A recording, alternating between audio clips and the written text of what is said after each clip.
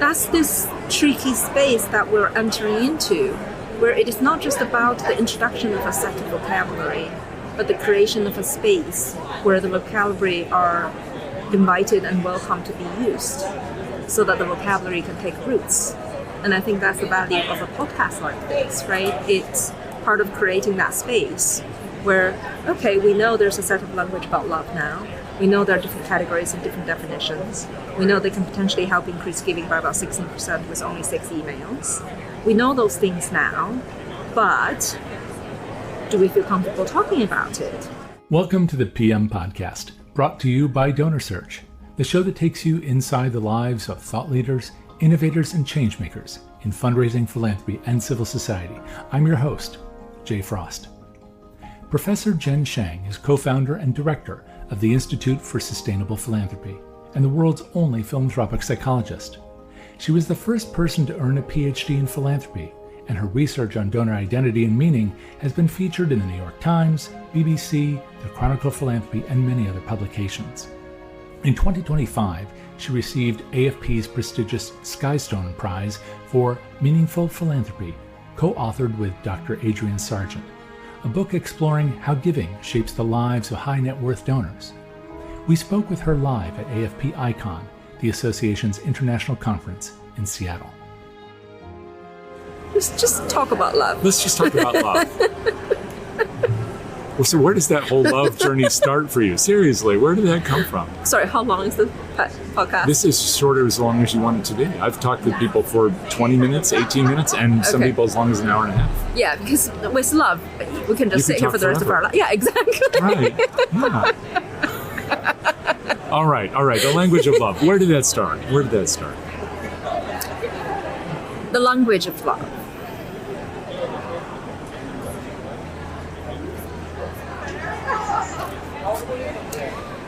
It started after we felt like we have learned everything there is to learn about relationship fundraising from anything that we have read and we have done and we have seen. It's just like, yes, there's satisfaction, trust, and commitment. And there's even psychological well-being, competence, connectedness, and autonomy. But then where else do we go? You know? Was that absent from the discussion? Largely absent? Absolutely. It's like, yeah, we can talk about anything else, but just don't talk about love. Why? Because it's not appropriate. We are all professionals. We can't possibly talk about love when we are working. What was the danger, though? Because being perceived as being unprofessional, not specialized, don't have knowledge, without evidence, you know.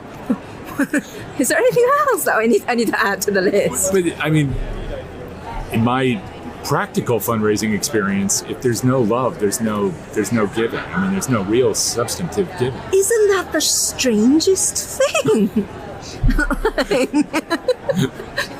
It's like, yeah, that is the thing. But let's not talk about it. So where did this whole thing start for you? I mean, take us way back. We have to find a way to talk about it. Yeah. So how can we talk about love? Well, how about let's start by defining it. Okay. And defining different types and differentiate them. Because if you have to have like compassionate love, companioned love, metanoia love, playful love, passionate love, at least there's a vocabulary. It's true. So when you talk about love, it's not, let's not talk about love, because romantic love is about the only love that the word love associated with. That's just plain wrong, isn't it? Well, I'm also thinking, I wonder how much of this is restricted by not just our professional life, but kind of our culture and maybe even our language. I mean, literally the English language. So I don't know, I'm a monolingual person, but I am familiar with other languages, and I know that English sometimes is expansive. It's really a great way to say a lot of nasty things, but it's not necessarily always the best way to express the range of color in love. So is this... Absolutely. That's exactly where the language of love comes from. It's like, if we all, as fundraising professionals, know, love is the thing, you have to do love. But then yet, nobody's allowed to say the L word. No, there's got to be a way something that we can do to kind of open a door for the L word to legitimately enter the conversations. So what is that? Or what are those things that enable us to open that door? To properly define it with precise descriptions and definable categories. So then the word love doesn't have to be automatically equated to romantic love. And there's absolutely no other vocabulary to enable people to carry forward that conversation in any way. So to start with, we felt like to be able to differentiate love, name different types of love, is the very first step in allowing us to have a more constructive conversation about love. That's where this project of language comes from. When did it start for you, this project of language? Was this 5 years ago, 10 years ago, or is this something you've been working on in a way your whole life?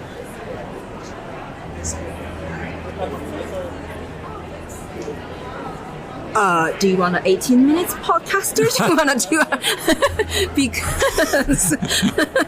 Well, this could be like, what was that movie recently where it's just one shot and then they looked at everything from the dinosaurs to the present here.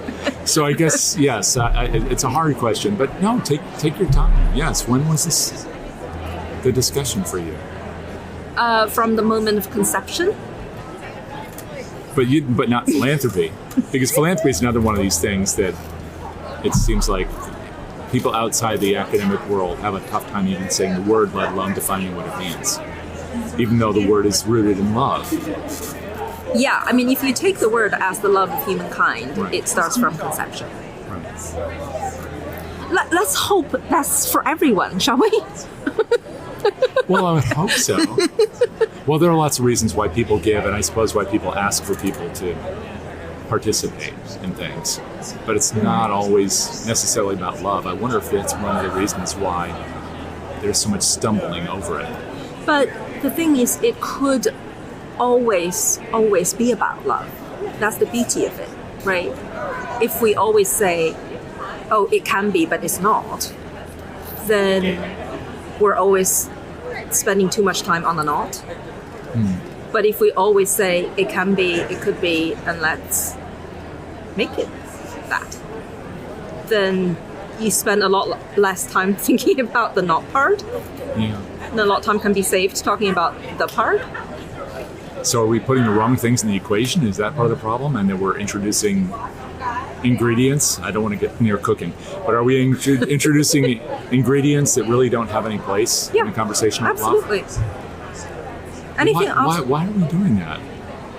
I'm a very simple person. I can't ask the why questions. Why are we doing that to ourselves if it's blocking us from really having a meaningful connection to people? Because love, the word, has been tainted into romantic love alone. And why is that a problem, a hindrance? Because whenever you say the word love, it's always about romantic love, and very often romantic love is possessive and obsessive, and all the negative part of love comes in. Instead, I mean, if I ask you, so what are all the adjectives you can use to positively describe love? Wow. I see what you mean.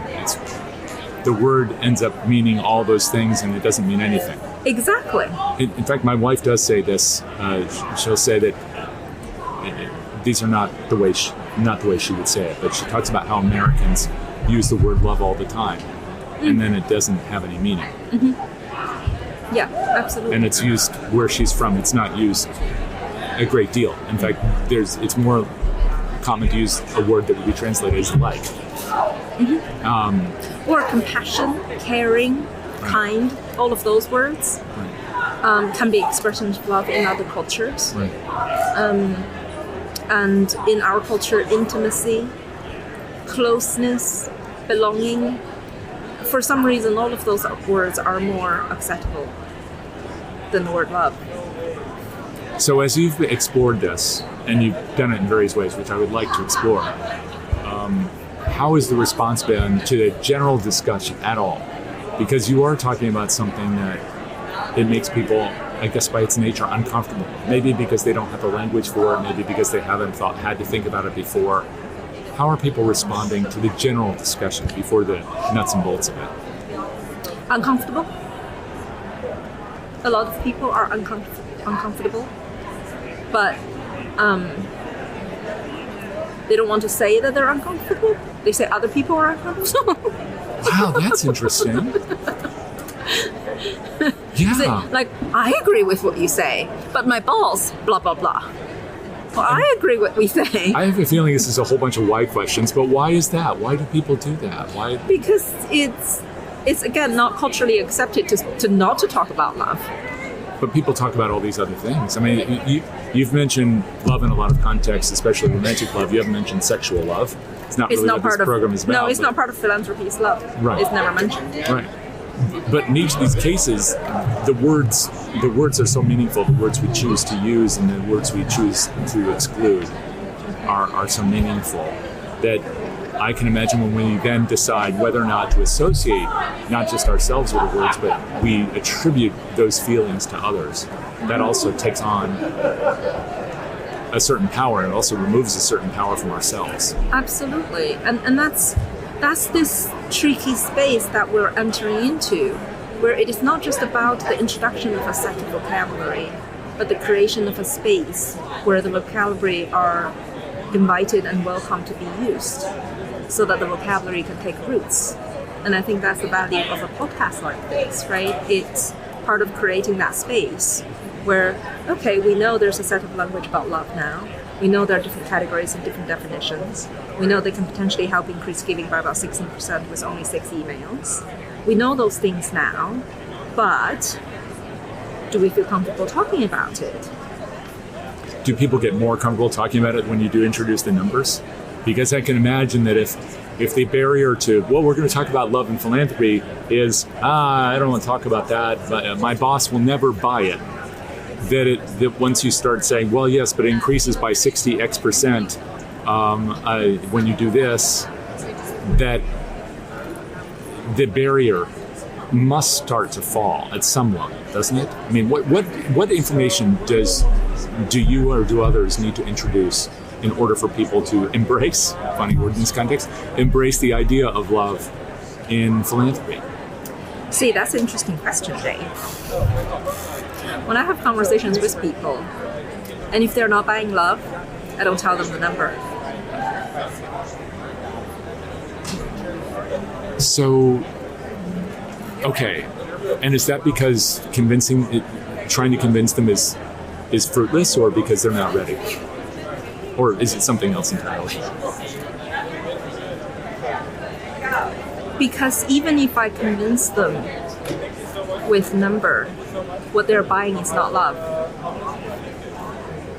I wonder what they're buying at that point. The number. Because we use numbers all the time in order to get people to do things. Yeah, and that's not philanthropic psychology. Philanthropic psychology is not behavioral science. It doesn't get people to do things. Let's talk about that for a moment and define those terms. The difference between behavioral philanthropic science and psychology is about love. Yes. Love is a feeling. It's not a behavior. It's not only a behavior. It's not primarily a behavior. Love is a feeling that is associated with a behavior. The behavior is never the goal of philanthropic psychology. Okay. And for anybody who doesn't understand that, they would either put philanthropic psychology under behavioral science, or they would use them along each other. Almost enslaving it. Yeah. That's fascinating. Absolutely. So, it's absolutely fascinating to me. Well, and because if it's at the service of something, it's just dollars dollars. Yeah. What does that do to love? I know. And so anybody who uses those terms right next to each other or call philanthropic psychology behavioral science, they just don't know what philanthropic psychology is. So when you're having that conversation with people and you're trying to interest them in the concept of, let's putting love aside because they're clearly not ready for that, of philanthropic psychology, how do you intrigue them without manipulating them into it? Because you're not going to use data to do it. As you just said, you're not going to try to convince them with this old language to do something new, because they'll just keep doing the same thing using now bastardizing this language. But how do you interest them so they'll open their mind, not to pry it open for them, but so that they'll be opening their own minds? I show them examples after examples after examples after examples of love in fundraising communications. Can you just share like an idea about one of those? Because I know we can't see it here in a podcast, but the kind of example you might use as an illustration to help them start to see the picture. Yeah, it's like you can have a donor letter where you tell people, oh, like this, like in this orphanage, kids don't get food, and kids don't trust they will have food, and with your donation, now kids have food, and not only they have food, they can trust there's always food, and that's fine. Right? Kids got food, you get money, you give money, and they get food, and they get food, and you get money, and that's like perfectly fine as a thank you. Thank you for giving money, they've got food, blah, blah, blah. Versus, but the love you give them taste like sweet mango and chicken soup. Does it feel the same? No, I have to say, to me, what you're describing is poetry. And the difference between poetry and prose. I know that's my bias, but that's the language of poetry to me. Poetry, which is for me, that's a higher plane of. So poetry, like in your language, in philanthropic psychology language, is the language of sensory details. Yes, which imagism is my language of poetry as well. Yeah, so we can connect at the sensory level. Right. When we connect at the sensory level, we connect in feelings. Feelings is love. Love is not something that we tell people in our head. Love is something that we invite people to experience. And we use sensory language to invite people to experience the love. So I just show them kitchen soup after kitchen soup and sweet mango after sweet mango. Well, that's interesting too, because and now we're talking about food again. You keep bringing up food. I'm not doing it. I am not cooking it for sure, but you don't even make soup? It. Chicken soup? No. Okay. Don't know. No more cooking questions. But when I think about images in poetry, and by that I don't just mean visual images, but all the senses, it is an entry pathway, not just to the thing that I want people to see, but to the thing that they can see. And that's what I think of. Is that similar when we're trying to get people to open the door to love? Absolutely. So, chicken soup worked for one crowd, mango for another. I mean, some people can work in both, but not everyone. So when it comes to then, again, talking with a peanut crunching crowd, I guess is the Sylvia Plath line, or Shakespeare. But if we're doing that and we're trying to get people to understand these concepts, and the illustration is speaking a language that's evocative rather than declarative, if that's really what we're doing, is there a kind of an A/B testing logic to that as well? Yeah, absolutely. So how does that play out in an environment, especially where it has been declarative, where people say, no, you have to do this, this, and this in order to achieve that, and our objective is just that. It's not transformation, it's cash register. Don't test with them. We tend to really only stay with people who believe in love. Why would you go anywhere else? Yeah, well, I guess that's the question, because you said it before with the discussion of children. You give money and they eat, and then you get money, and you get money and they eat.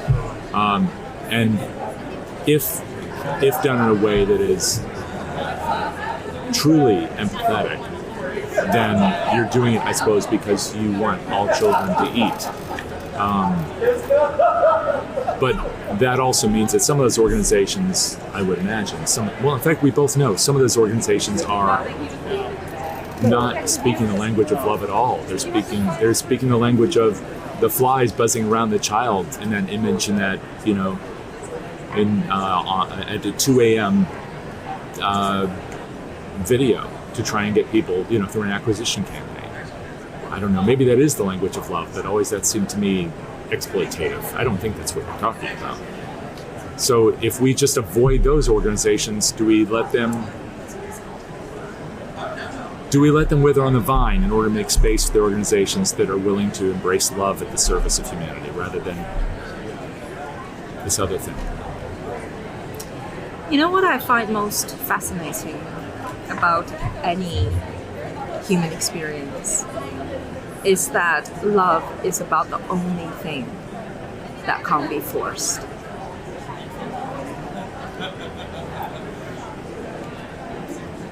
Please tell me more about that. If we truly believe that love is the thing that we're growing, we would never, ever use any method to stop people from not loving, because that's their choice.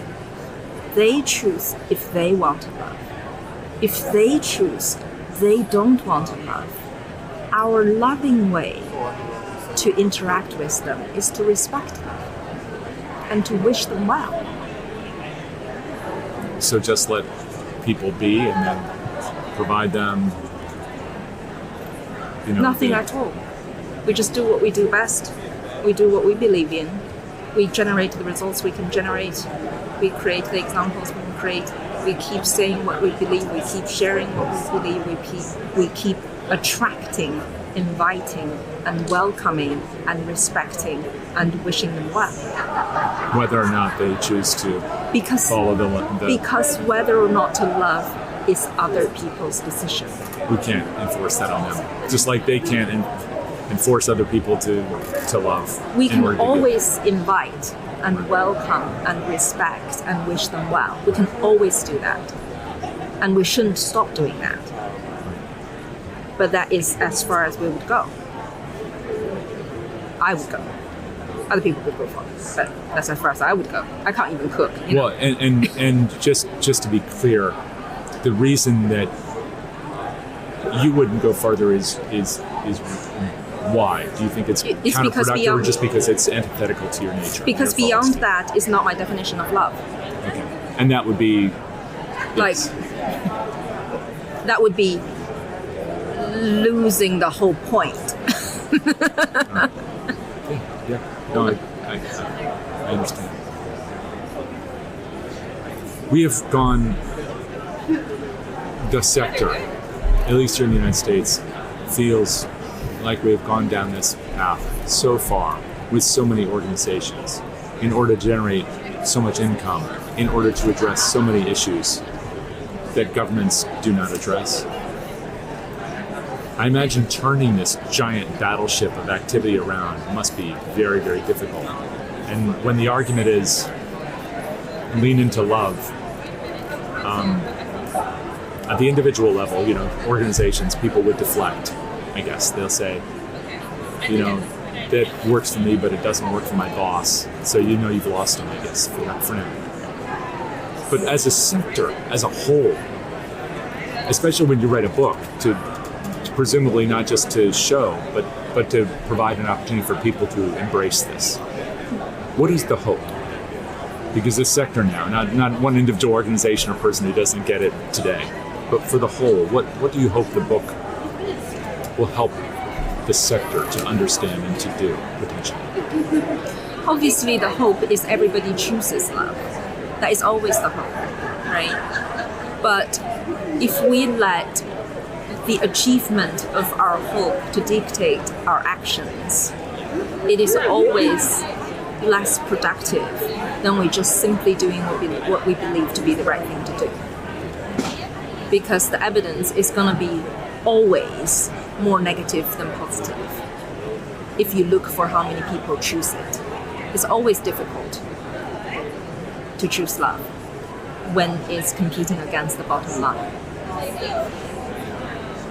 I'm also thinking that people are probably looking out and they're seeing this great array of problems to address, and they must get frustrated, and then they lean into these other techniques. It is still bottom line, right? Right, and so that's probably why they're doing it. But then, how maybe effective isn't the right word, but I'm searching for the right word. How can we help people to see that the opportunity for addressing the things that do really matter to their heart are that really pursuing something that is better aligned with love is ultimately going to make it possible to feed those children,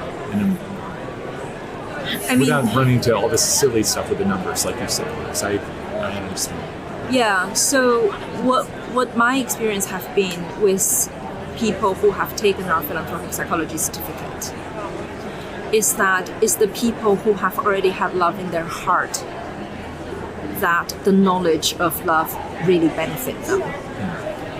If people come to the knowledge without love already in their heart, it will just be another piece of knowledge like any other knowledge that they use to do whatever they wanted to do. And it's all about them. Another question, I hope you don't mind these organic questions. So where does that begin for a lot of the people in a field like this? Is it really much earlier? I mean, do we have to?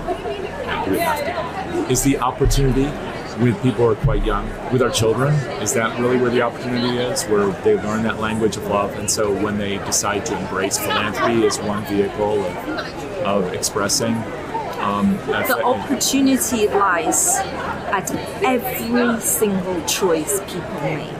So it doesn't matter if they're 6 or 60, if at every choice they make, they choose love, we can always turn the ship. A person can always turn the ship. They can always get better. There just have to be that one moment where people choose love and they never go back. When was that moment for you?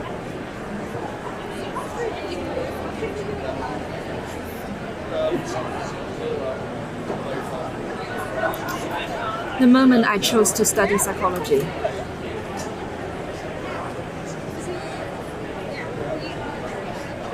When my parents got divorced, I decided to care for myself.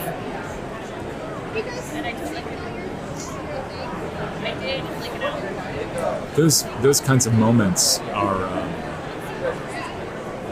very difficult, but they're also framing, I guess, for what do we want the next picture to look like? And how did you find that way of saying it doesn't have to be like this, it can be like this?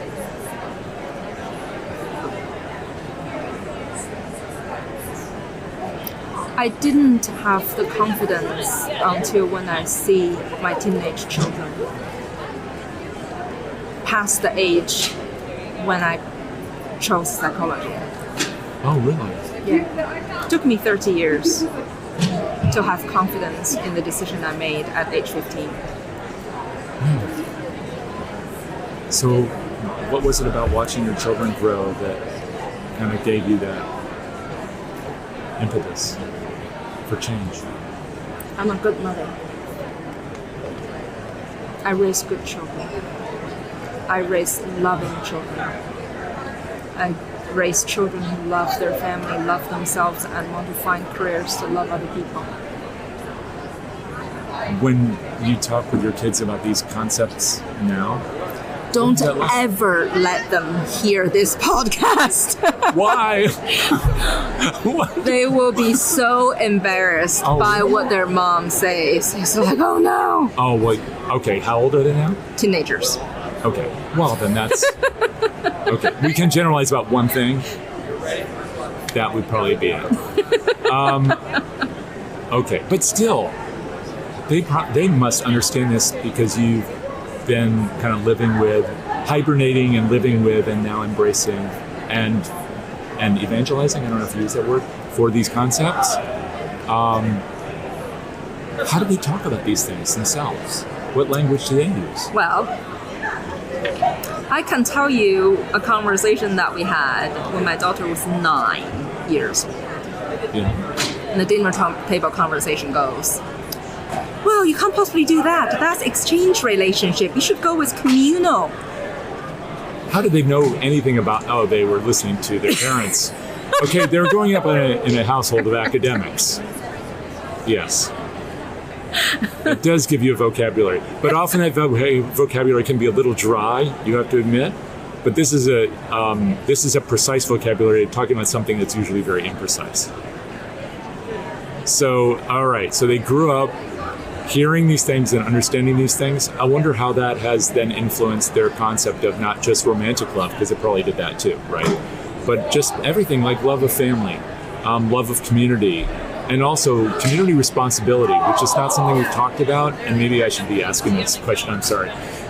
What is the role of responsibility within love as we understand it when we decide to truly embrace love? Is there a role of responsibility? Do we have a larger responsibility than the pure honesty of love? I have raised my children with the first and foremost emphasis on their ability to love themselves. They and that's must important. learn how to love themselves. And why was that important? Because then they will love others with the same love. Okay. And so, having embraced that, one more question, because we started this conversation talking largely about people who will and won't do these things within our profession, for example, within our field. And sometimes then they'll deflect. Your children clearly are not. You don't have to say anything else about your kids, but I'm interested to know about maybe their friends or their wider circle. So within the community of younger people, some of whom now know these concepts, they have a language for these things, but they've also been around loving parents who have interrogated these ideas as well as just embracing them.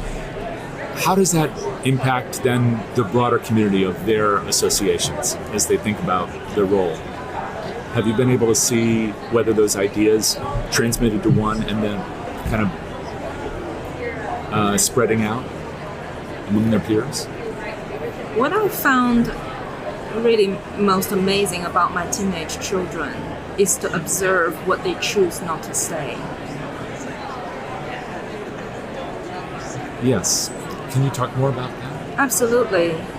To choose their words very carefully when they think about how to love their friends. You know, they are very cautious not to go, do you need help? Oh, I see what you mean. Yeah. You know, they were like, Mom, how can we find a way to help them without them knowing that we're helping? I was like, we can give them a ride when we're on the way. And I'll pretend I'm not hearing what you're saying. You know, it's the care that they put into respect other people exactly where they are, yet caring for them.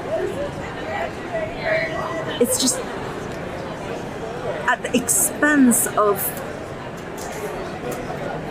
kind of, how should I describe this? You know, like, it would have been easy for them to, I can help. Because they're good kids and they want to help, right? But they're more caring than that. They're really caring. And that's what I have deep love and respect for my children. You know, like, when my son chose not to ask questions, and when I said, you can ask anything you want. No, Mom, it's your privacy. I was like, wow. You know, that's my son. I hope I haven't crossed any lines with my questions. Well, you didn't pursuing the comment about inception, so you're okay. Or conception, for that matter.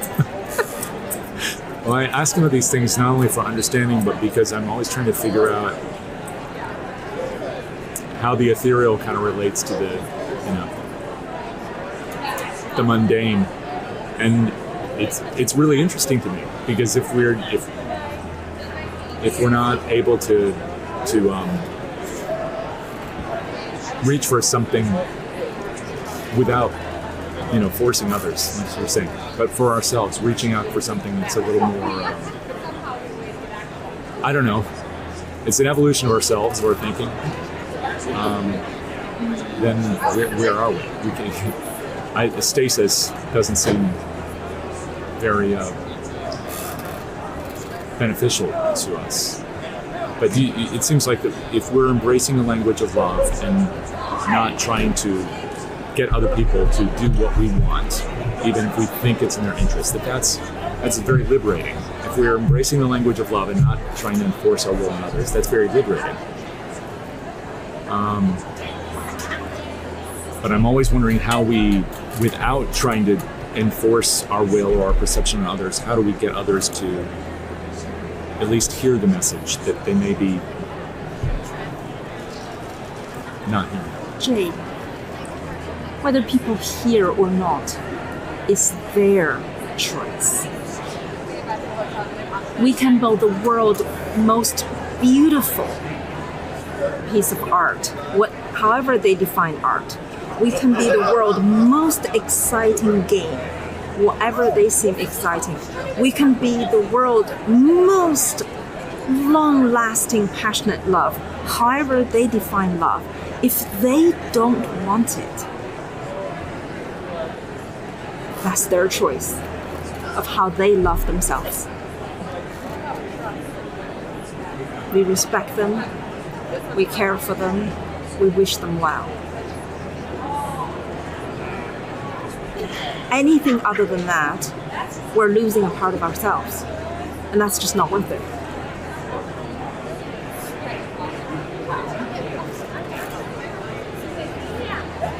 And when you say losing a part of ourselves, if we define ourselves as love, by love, in love, to feel love, then anything short of that is not good enough for us. And since the only meaningful control we have over is how we feel and what we do, and that should be the only thing that we care about. Nothing else, everything else is distraction. Complete waste of time and energy. So you've released a book, and congratulations, I should start with that, congratulations on this award. I know you didn't write this book, I assume, assuming it's a bad idea. You did not write this book for awards. You wrote this book because, why? Why did you write this book? I wrote this book because Tony Berry asked me to. Tony Berry is the donor who sponsored the project, who journeyed with us through the project, and who supported us to see the completion of the project. So when he told me his life story and he showed me what kindness can mean in another human being's life, I just can't say no.